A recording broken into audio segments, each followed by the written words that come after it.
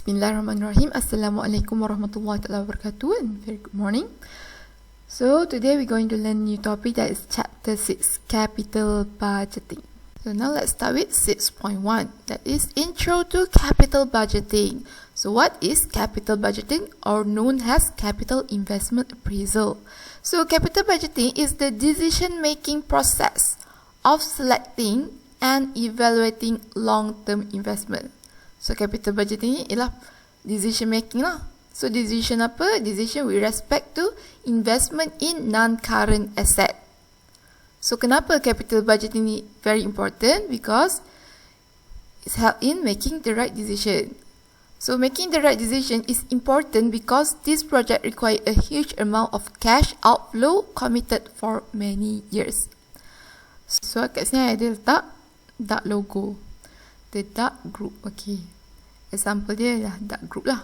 Okay, so kita boleh tengok lah daripada dia 2014 until 2021, dark group ni dah expand in term of dia punya product. So dia pun dah enter new business line, dia dah ada dark cafe. Okay, so now dia nak pergi global lah. Okay, so setiap apa decision dia buat ni untuk produce new product, entry a new line, dia perlu decide dia punya capital budgeting. Dia perlu decide sama ada dia punya non-current asset ni nak beli baru ke ataupun nak use the old one. Okay, itulah capital budgeting decision.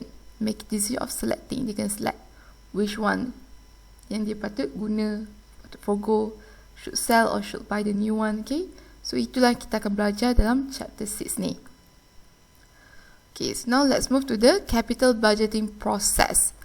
So altogether ada 5 proses, but I combine estimating and evaluating. Okay, so first kita kena generating the long-term investment proposals consistent with a firm's long-term objective. Okay, so kita nak decide contoh macam tak ni kan. Okay, first nak keluarkan scarf, and then later dia expandkan dia product into the lekong lah, and then bag. Okay, so dia akan buat proposal dulu lah sebelum dia decide untuk teruskan dengan dia punya new product, to launching dia punya product. Lepas dia pun generate the proposal, and then dia kena estimating or evaluating dia punya cash flow. Okay, lepas dah ada proposal, dia kena estimate lah cash flow daripada dia punya launching new product and so on. Lepas tu baru dia evaluate which project yang akan give better result lah. And then lepas dah evaluate, baru dia akan select the project that will maximize the shareholders' wealth. And then lepas dah select, dia akan re-evaluate balik, evaluating these projects from time to time for control purposes and carrying out post audits for completed projects. Macam tu lah capital budgeting process. Evaluating contoh macam, okay, scarf dia kan dulu dia buat scarf kat LCC, and then sekarang dia produce dia punya scarf di Seoul lah, di Korea. Okay, so itu maybe daripada re-evaluating. So these are the capital budgeting process. Next, let's move to 6.2, types of projects. So kita ada 2 types of project, that are independent project and mutual exclusive project. Independent projects are projects whose cash flows are independent or unrelated to one another. Decision to accept one project will not affect the decision to accept another. Itulah maksud kepada independent project. So example kat sini, I bawa lari daripada tu, I tunjuk kat you Sunway University dan juga Sunway Lagoon, yang dia group yang sama tetapi 2 subsidiary company lah. Okay, terus dia ialah independent projects. Obviously you nampak dia ialah cash flow dan independent. Okay, so next, mutual exclusive project are projects where a decision is made to choose only one project from the many being considered. Okay, so sebagai contoh, kita kat sini ada letak Fashion Valley punya kempen raya lah. Okay, so kempen raya dia untuk tahun, I tak ingat tahun berapa. Okay, mula-mula dia came up with the floral. So sebelum dia came up with this printed one, dia dah ada variety of choices. Dia dah pun buat brainstorming which idea is the best. So dia pilih this printed. Dia pilih dia punya tema untuk raya ke anniversary, I not remember. Okay, so this is the mutually exclusive project.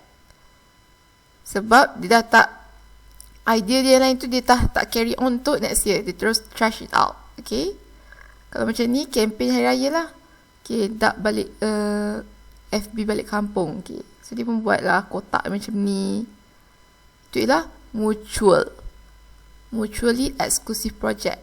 Okay, only one project from the many being considered. Tu. Okay, kalau independent boleh juga. Kalau daripada Fashion Valley ni, tak ni produk dia lah. Okay, produk scarf satu, independent daripada shoes, bag. Okay, so next let's move to the 6.3 types of capital budgeting decision. So kita ada dua jenis type of capital budgeting decision, iaitu expansion ataupun replacement. Dua ni sahaja. So apa itu expansion? Expansion is through acquisition of fixed assets such as buying more machines. So example, bila masa kita akan guna expansion punya decision, bila introduce a new product, bila the business penetrate a new market and open a new branch. So kita perlu expand lah. Kita perlu purchase new non-current asset. Whereas untuk replacement pula, replacement is the replacement of existing asset. Example, old machine will be disposed of, trade in lah. Kita akan trade in. Itu lah replacement cost. Okay, so kita akan kira lah ni. So next, 6.4 guidelines for capital budgeting. Okay. So now kita ada 8 guidelines for capital budgeting. So first, dia punya guideline adalah use cash flow and not accounting profit. Kenapa? Because cash flow yang akan menunjukkan the actual amount of cash as compared with accounting profit. Accounting profit kita ada non-cash items such as depreciation, kita ada accrued expenses, prepaid expenses. Okay, so that's why we are advised to use the cash flow instead of accounting profit untuk buat capital budgeting ni. Okay, so second, focus on incremental after tax cash flow. Okay, dah betul dah kita tengok cash flow, tetapi lebih baik kalau kita tengok incremental of our cash flow. Selepas kita accepting the project, kita kena tengok ada penambahan tak dalam kita punya cash flow bila kita accepting the project. Sekiranya tiada penambahan, so you shouldn't do lah the project. Okay, so third guideline is consider the synergistic effect. So apa itu synergistic effect? Synergistic effect ni maksudnya bila company produce a new product, so dia punya existing product pun akan increase juga. Okay, whenever company produce new product, so kita believe sales pun akan increase.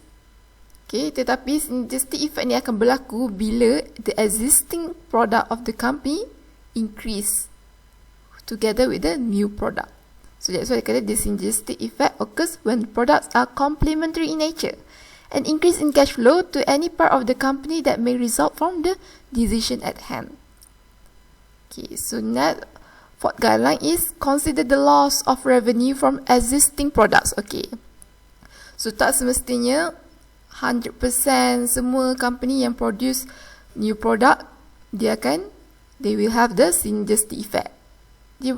Dia juga akan mengalami loss of the revenue from the existing products. Okay, launching new product, okay, bombastic itu punya new product, tetapi existing product yang kita ada tu kita mengalami kerugian.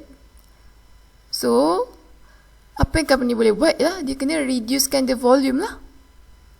Okay, so next guideline untuk capital budgeting is ignore the sunk cost. So apa itu sunk cost? Sunk cost is an expenses that had been paid and cannot be recovered regardless of any decision that you made. Okay, for example, kalau company tu decide untuk okay, tak nak teruskanlah projek ni, sunk cost is still there. The company already incurred the expenses, the cost.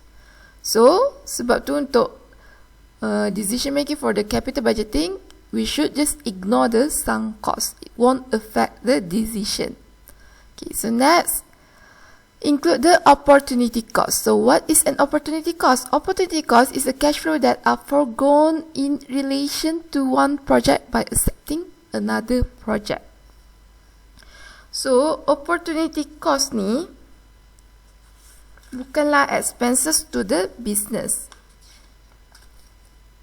Okay, page 245. Okay, opportunity cost does not involve a direct cash outflow. Instead, it requires us to give up a benefit that we will receive if the project is not taken. Itulah opportunity cost. So opportunity cost refers to the cash flows that are foregone if a project is undertaken. Cost yang kita lepaskan sekiranya kita tidak mengambil projek itu. Itulah opportunity cost. So kita kena include in our capital budgeting. So the next guideline is incorporate working capital requirements. Okay, ini sangat important. Nanti kita akan guna working capitals ni untuk kira kita punya initial outlays. Okay, so apa itu working capital? Okay, working capital ni kita tahulah dia punya formula current asset tolak dengan current liability. So apa-apa saja yang increase or decrease dalam yang melibatkan working capital, so kita akan record untuk kira initial outlay dan juga differential in cash flow. Kita akan tengok tu. Okay, so example working capital such as new inventory to stocks, a sales outlet, additional investment in account receivable resulting from additional credit sales, increased investment in cash to operate additional cash register.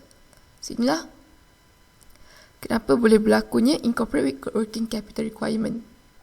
Sebab adanya new inventory, adanya additional investment. Okay, itu sebab dia. So lastly, kita kena separate investment decision from financing decision. If accepting a project involved in raising projects by issuing bonds, interest payments and other financing cash flows that might result from raising funds to finance a project should not be considered incremental cash flow. So, kena bezakanlah antara investment decision as well as capital budgeting. So, apa-apa saja yang berkaitan dengan financing, kita tak akan masuk dalam incremental of the cash flow. Okay? So, inilah guideline untuk capital budgeting. So, next, we move to 6.5, measuring the project's benefits and costs. This is the most important thing. Okay? Daripada 61 sampai 65. 65 paling penting. Okay? Very popular. Memang soalan kan usually akan tanya ni lah. So, you kira initial outlay, differential or incremental cash flows over the project life, and the terminal cash flow.